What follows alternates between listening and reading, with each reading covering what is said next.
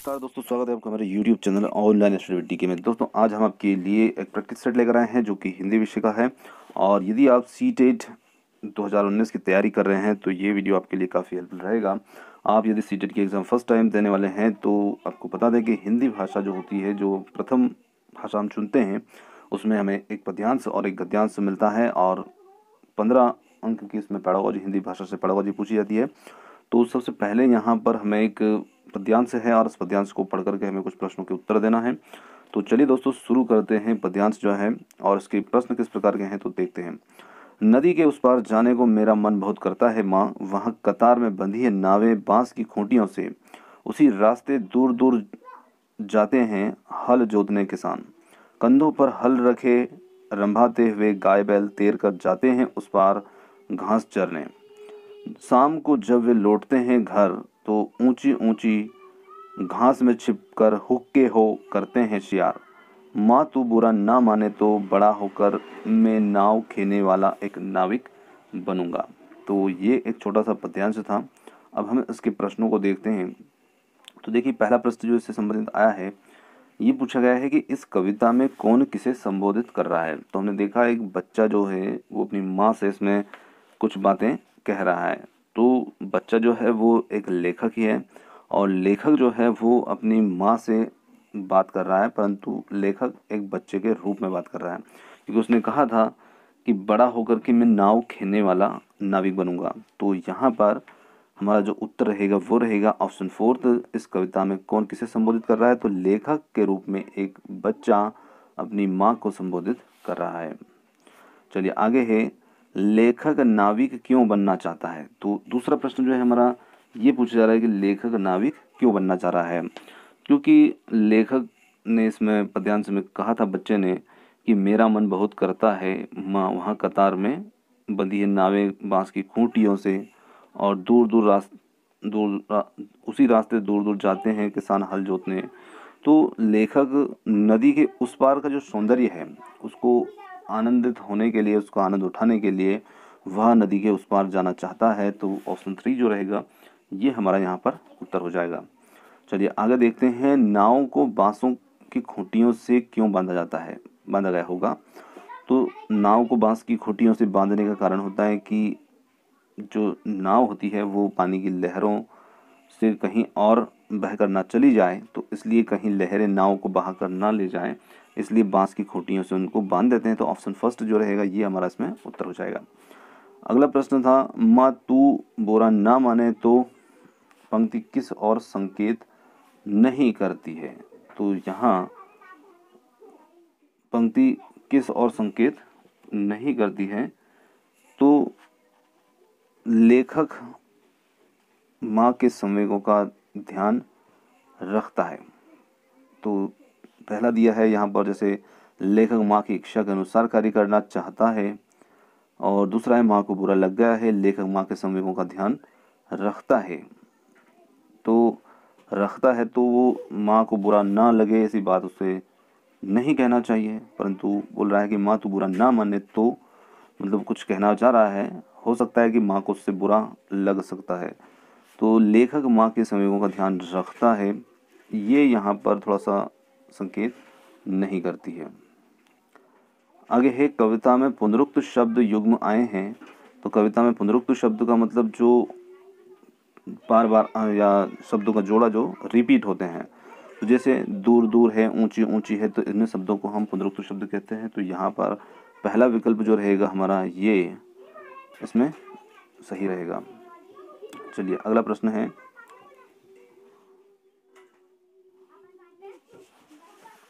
है, तैर कर जाते हैं उस पार। पंक्ति में तैर कर शब्द को पहले रखा गया है। तो इसको पहले क्यों रखा गया है, क्योंकि लेखक तैरने पर बल देना चाहता है, लेखक को तुक मिला रहा है, या वह क्रय शब्द है या कविता में क्रय शब्द पहले आते हैं। तो यहाँ पर तैरना हालांकि एक क्रिया है, परंतु यहाँ आगे रखने से मतलब है कि लेखक यहाँ पर तुक मिला रहा है। तो ऑप्शन सेकंड जो रहेगा ये उत्तर हो जाएगा। चलिए आगे प्रश्न है, आगे हमें गद्यांश है और उस गद्यांश को पढ़ करके हमें प्रश्नों का उत्तर देना है। तो उस गद्यांश को जल्दी जल्दी थोड़ा सा पढ़ देते हैं ताकि प्रश्न हमें ठीक से समझ आ जाए। क्या आपने कभी महसूस किया है कि किसी सवाल का सही उत्तर मिल जाने के बाद सिर्फ उकताहट के सिवा कुछ बाकी नहीं बचता? इसके बाद सारे रास्ते बंद से लगने लगते हैं। दूसरी ओर एक गलत जवाब उतना ही रोचक होता है जितना कोई रहस्यमय कत्ल। देखिए, गलत जवाब जो है उसको यहाँ बहुत ही रोचक बताया है। अब रोचक बताने के पीछे कारण क्या है तो देखते हैं। मुझे इस बात पर आश्चर्य होता है कि मैंने अपने 28 वर्षों के अध्यापन के अनुभव में गलत उत्तरों से कितना कुछ सीखा है। अपनी खुद की और अपने विद्यार्थियों दोनों के द्वारा की गई गलतियों से अब जब भी कोई विद्यार्थी किसी प्रश्न का गलत उत्तर देता है तो मैं उसे सबसे पहले पूछता हूं कि उसने ऐसा उत्तर क्या सोचकर दिया। कला संकाय के छात्र अक्सर यह शिकायत करते हैं कि विज्ञान संबंधी परीक्षाएं उतनी रोमांचक नहीं होती क्योंकि उनके प्रश्नों का और उत्तरों का सही सही अनुमान लगाया जा सकता है। यदि व्यक्ति को किसी प्रश्न को हल करने का तरीका पहले से ही मालूम हो है तो उसके लिए कोई चुनौती नहीं बचती। यही सही है।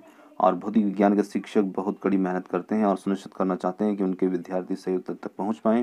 हालांकि यह भी अपनी जगह सच है कि भौतिक विज्ञान के लिए सबसे मज़ेदार स्थिति तब पैदा होती है जब विद्यार्थी एक ऐसा गलत जवाब दे जिसमें गलती होते हुए भी कुछ सोचने के लिए मजबूर कर देने की क्षमता हो।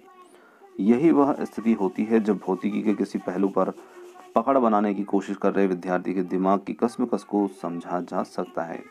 तो बहुत से गलत जवाबों की तह में कुछ सही तथ्य और सोचने की क्षमता शक्ति छुपी होती है। हो सकता है कि उत्तर देने वाला अपना तर्क सही ना दे पाया हो, या शिक्षक द्वारा दी गई व्याख्या को सही प्रकार से ना समझ गया हो, या फिर हो सकता है कि जिस रूप में उसके समक्ष तथ्य प्रस्तुत किए गए हैं उन्हीं में कोई कमी हो सकता है कि भौतिक विज्ञान के सहज नियमों को समझने में ही कोई भूल हुई है। तो अब यहाँ इससे संबंधित हमें प्रश्न को देखना है। तो सबसे पहला प्रश्न यहाँ दिया गया है, गलत जवाब को रोचक क्यों कहा गया है?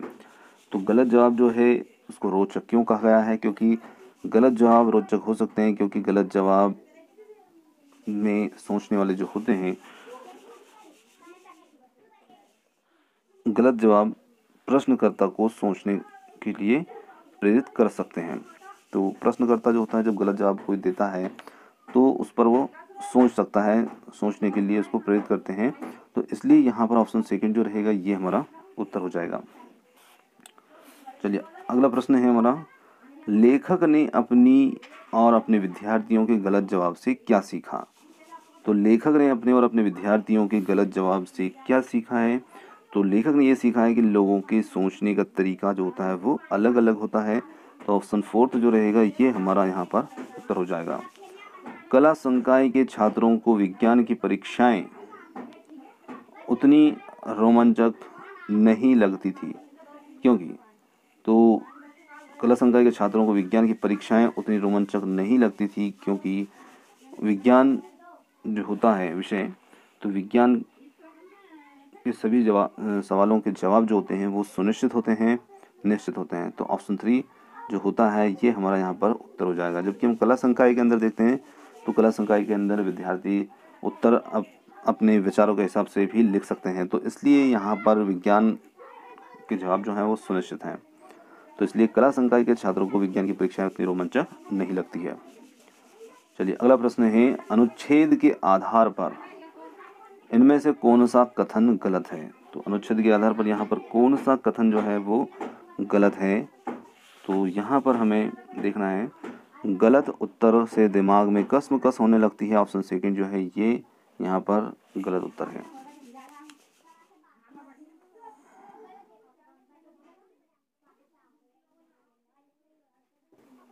गलत जवाब का क्या कारण नहीं हो सकता है? तो यहाँ पर क्या कारण नहीं हो सकता है? तो नहीं हो सकता जो है नियमों में कमियाँ। तो नियमों में कमियाँ नहीं हो सकती हैं, बाकी प्रस्तुत करने में या तर्क के अभाव या तथ्यों की सही उपलब्धि समझ ना आना, ये चीज़ें जरूर हो सकती हैं। चलिए आगे, गद्यांश में मुख्य रूप से यह कहा गया है कि, तो गद्यांश में मुख्य रूप से यहाँ पर क्या कहा गया है? तो कहा गया है कि गलत जवाब यह बताता है कि बच्चे के दिमाग में क्या चल रहा है। तो ऑप्शन फर्स्ट जो रहेगा यहाँ हमारा उत्तर हो जाएगा। अगला प्रश्न है, विज्ञान में एक प्रत्यय लगाने से शब्द बनेगा। तो विज्ञान में हम एक शब्द का प्रयोग करेंगे तो बनेगा वैज्ञानिक। ऑप्शन फोर्थ जो रहेगा। परीक्षा प्रश्न गलती शब्द के बहुवचन रूप हैं। तो परीक्षा प्रश्न और गलती शब्द के बहुवचन रूप हमें यहाँ पर बताना है। इसका सही उत्तर हो जाएगा ऑप्शन 3 जो रहेगा, परीक्षाएं प्रश्नों गलतियां। तो ये हमारा ऑप्शन 3 जो रहेगा ये इसका सही उत्तर हो जाएगा। चलिए आगे देखते हैं। अपनी खुद की और अपने विद्यार्थियों की रिक्त स्थान वाक्य में रेखांकित सर्वनाम है।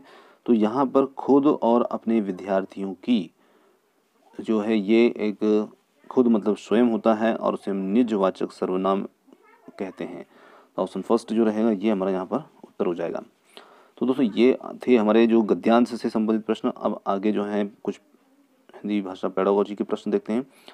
अब पहला प्रश्न यहाँ पर है, माधुरी पढ़ते समय कभी कभी वाक्यों या शब्दों की पुनरावृत्ति करती है, तो इसका यह भाषाई व्यवहार दर्शाता है कि वह समझ के साथ पढ़ने की कोशिश कर रही है। ऑप्शन फर्स्ट जो रहेगा ये इसका सही उत्तर हो जाएगा। उसने पढ़ा, उसने खाया, उसने चीखा। तो ये जो हैं जैसे भाषा प्रयोग क्या दर्शाते हैं। तो इस प्रकार से यदि कोई यहाँ पर इनको बोल रहा है तो इसका भाषा प्रयोग क्या दर्शाता है। तो इसका भाषा प्रयोग जो दर्शाता है कि जो नियम है भाषा प्रयोग के वो उसको सही तरीके से याद नहीं है। तो यहाँ पर नियम कंठस्थ ना होना ऑप्शन 3 जो रहेगा ये इसका उत्तर हो जाएगा। चलिए आगे देखते हैं। व्याकरण शिक्षण के संदर्भ में कौन सा कथन सही है। तो व्याकरण शिक्षण के संदर्भ में कौन सा कथन यहाँ पर सही है। तो व्याकरण शिक्षण के संदर्भ में भाषा प्रयोग की अपेक्षा भाषा नियमों को ही महत्व देना चाहिए। ऑप्शन फर्स्ट जो है ये हमारा यहाँ पर उत्तर हो जाएगा। ऑप्शन सेकेंड भाषा प्रयोग की अपेक्षा भाषा नियमों को ही महत्व देना चाहिए, क्योंकि बात यहाँ पर व्याकरण शिक्षण की हो रही है तो इसलिए उसमें हमें नियमों को महत्व देना होगा। अगला प्रश्न है, भाषा की पाठ्यपुस्तक में ऐसे पाठ रखे जाएं जो तो भाषा की पाठ्यपुस्तक में कैसे पाठ रखे जाना चाहिए। तो ऐसे पाठ रखे जाना चाहिए जो बच्चों के परिवेश से जुड़े हो। ऑप्शन फोर्थ यहाँ पर हमारा सही उत्तर हो जाएगा। चलिए आगे देखते हैं। कक्षा में मौजूद बहुभाषिकता। तो कक्षा में मौजूद बहुभाषिकता जो होती है तो ये एक भाषा शिक्षण के रूप में एक संसाधन के रूप में प्रयुक्त हो सकती है। ऑप्शन फोर्थ जो है ये हमारा इसके लिए सही उत्तर हो जाएगा। चलिए आगे है, द्वितीय भाषा के रूप में हिंदी सीखने का मुख्य उद्देश्य क्या है। तो बात यहाँ पर द्वितीय भाषा के रूप में हो रही है हिंदी को। तो द्वितीय भाषा के रूप में दैनिक जीवन में हिंदी को में समझने तथा बोलने की क्षमता का विकास करना। ऑप्शन फोर्थ जो रहेगा ये हमारा यहाँ पर उत्तर हो जाएगा। चलिए आगे देखते हैं। निम्नलिखित में से कौन सा उच्च प्राथमिक स्तर पर भाषा शिक्षण का उद्देश्य नहीं है। तो बात यहाँ पर उच्च प्राथमिक स्तर की हो रही है और उच्च प्राथमिक स्तर पर व्याकरणों के नियमों को रटना भाषा शिक्षण का उद्देश्य नहीं होता है। तो ऑप्शन सेकंड जो रहेगा ये हमारा इसमें उत्तर हो जाएगा। सपना अपनी कक्षा के बच्चों को मौखिक अभिव्यक्ति का अवसर देने के लिए अनेक क्रियाकलाप करती है। आप निम्नलिखित में से सबसे ज़्यादा प्रभावी किसे मानते हैं। तो देखिए यहाँ पर मौखिक अभिव्यक्ति की अवसर देने के लिए क्रियाकलाप करती है तो उसमें विभिन्न परिस्थितियों में संवाद अदायगी करना मौखिक अभिव्यक्ति के लिए सबसे ज़्यादा अच्छा क्रियाकलाप अवसर माना जा सकता है। तो ऑप्शन फर्स्ट जो रहेगा ये इसका सही उत्तर रहेगा। चलिए अगला प्रश्न है, सुहेल 1 साल पहले असम से पंजाब आया है। वह हिंदी भाषा का प्रयोग करते समय त्रुटियां करता है। तो एक शिक्षक के रूप में आप किस कथन को सही मानोगे। तो हम से मानेंगे सुहेल को भाषा के प्रयोग की अधिक अवसर जो है और प्रोत्साहन देना चाहिए। तो ऑप्शन सेकंड जो रहेगा ये एक सही उत्तर होगा। भाषा के संदर्भ में निदानात्मक परीक्षण का उद्देश्य होता है। तो उद्देश्य है तो यहाँ पर भाषा के संदर्भ में निदानात्मक परीक्षण का एक उद्देश्य क्या है। तो यहाँ पर उद्देश्य होगा बच्चों की भाषा प्रयोग संबंधी कठिनाइयों के संभावित कारणों की पहचान करना। ऑप्शन फोर्थ जो रहेगा ये हमारा यहाँ पर सही उत्तर हो जाएगा। चलिए आगे देखते हैं। तो अगला प्रश्न है, भाषा के सतत और व्यापक मूल्यांकन के उद्देश्य हैं। तो भाषा के सतत और व्यापक मूल्यांकन के क्या उद्देश्य होते हैं। तो यहाँ उद्देश्य रहेगा बच्चे के सीखने की प्रक्रिया को समझकर उपयुक्त शिक्षण अधिगम प्रक्रिया अपनाना। ऑप्शन फर्स्ट जो रहेगा ये यहाँ पर इसका सही उत्तर हो जाएगा। चलिए अगला प्रश्न देखते हैं। उपचारात्मक शिक्षण की सफलता मुख्यतः निर्भर करती है। तो उपचारात्मक शिक्षण की सफलता मुख्यतः किस पर निर्भर करेगी? तो ये करेगी समस्याओं के कारणों की सही पहचान पर। ऑप्शन 4 जो रहेगा। अगला हमारा प्रश्न है उच्च कक्षाओं में। तो उच्च कक्षाओं के अंदर भाषा कौशल साध्य है और साधन है साहित्य। तो यहाँ पर उच्च कक्षा की बात हो रही है तो भाषा कौशल साध्य है और साधन साहित्य है। भाषा अर्जन, तो भाषा अर्जन जो है ये सहज और स्वाभाविक होता है। तो ऑप्शन 3 जो रहेगा इसका सही उत्तर हो जाएगा। और उच्च प्राथमिक स्तर पर भाषा शिक्षण की प्रक्रिया में सबसे अधिक महत्वपूर्ण है। तो सबसे अधिक क्या महत्वपूर्ण है? तो इसमें सबसे अधिक महत्वपूर्ण है पाठों के शब्दों का अर्थ जानने के लिए शब्दकोश का प्रयोग करना। ऑप्शन 3 जो रहेगा ये इसका सही उत्तर हो जाएगा। तो दोस्तों ये थे आज के हमारे हिंदी भाषा से संबंधित 30 प्रश्नों का एक प्रैक्टिस सेट। और प्रश्न आपको कैसे लगे कमेंट्स करके ज़रूर बताइएगा। यदि आपको प्रश्न पसंद आए हैं तो हमें कमेंट ज़रूर कीजिएगा। हम अगला वीडियो जल्दी ही आपके लिए लेकर आएंगे। आप चैनल पर इतने समय तक हमारे साथ बने रहे उसके लिए बहुत बहुत धन्यवाद। Thank you so much. मिलते हैं जल्द ही।